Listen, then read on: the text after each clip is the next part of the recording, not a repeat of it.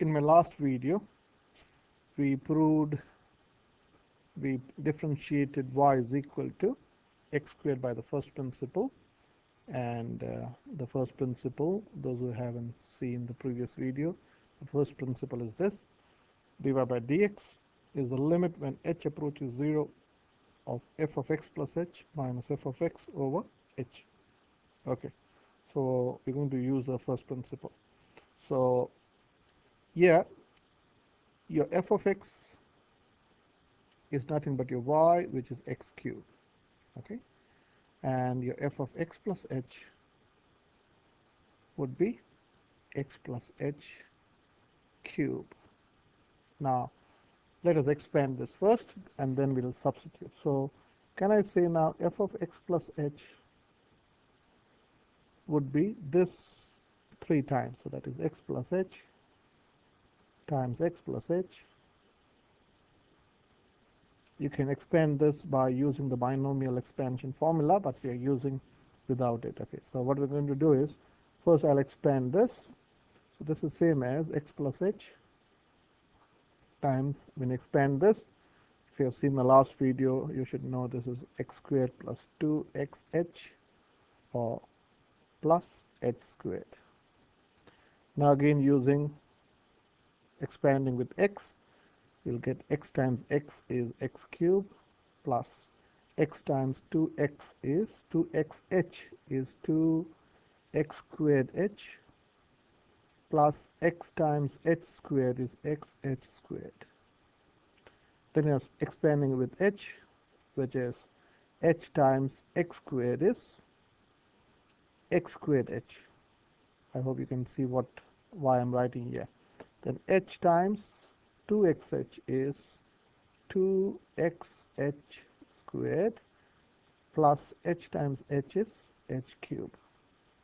So what will happen?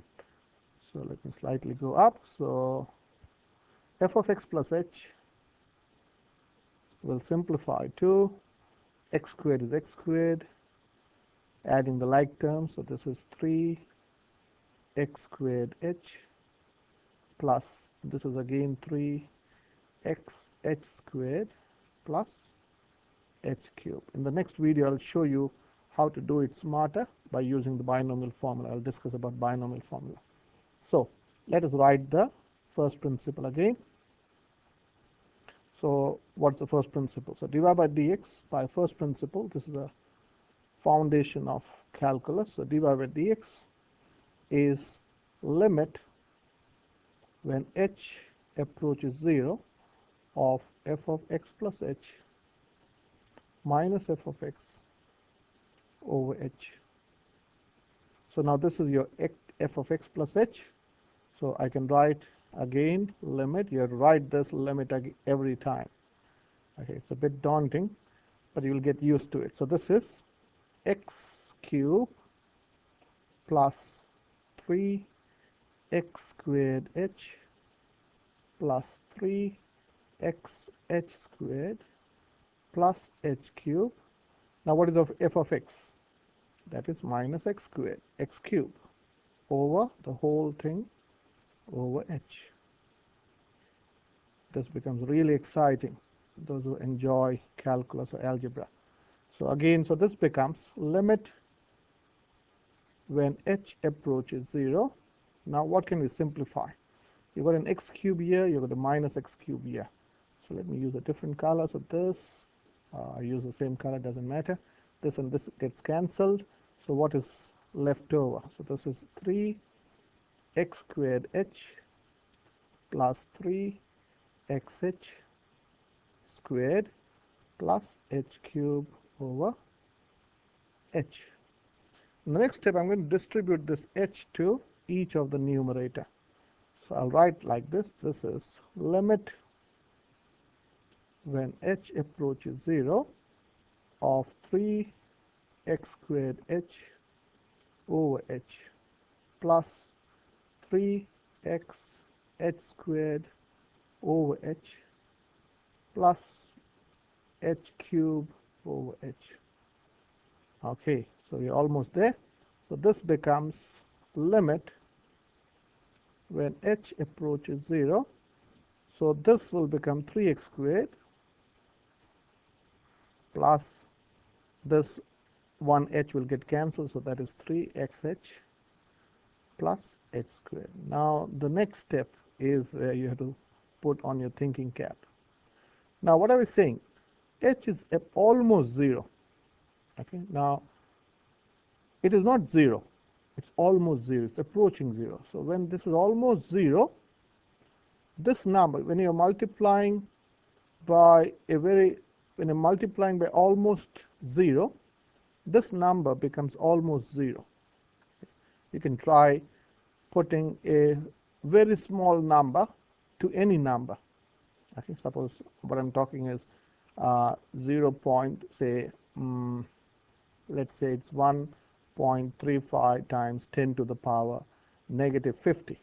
Okay, so that's almost 0. So if you multiply an infinitesimally small number to any huge number or any number, that whole number becomes 0. You can try that on a calculator. So let me show you what do I mean. Suppose go to menu, let me type in, this is e to the power negative 50. Okay, that means 10 to the power negative 50, hopefully, times, say, 500. What will happen? Let's see what happens. This is 5 times 10 to the power negative 48. That is almost 0. Okay, suppose e to the power, this is e to the power negative, say, 500. That's not 0, but practical sense it's 0, times, say, 50,000. Oh, that's syntax error. What did I do? Oh, so that is too big. Calculator also can't think of this. Suppose let me take 50 times, say, 500 or 50,000. So this is again almost 0. So what I'm saying is this is where you have to use your intuition. There's no problem with this because it doesn't have an h. This is almost 0, and of course when it's almost 0 and then you square it, that is surely very close to 0. So this is what you have to use your logic. So this means this is nothing but 3x squared. Therefore we can say dy by dx, okay, of 3 of x cubed is equal to 3x squared, and that's what your teachers might have told you. Drop the power down and decrease the power by 1. There's nothing wrong in that formula, but this is the foundation of any differentiation. You can use this formula to differentiate any polynomial. Okay, not only polynomial, you can differentiate any function that you're going to come across by using this principle. I'll continue in the next video.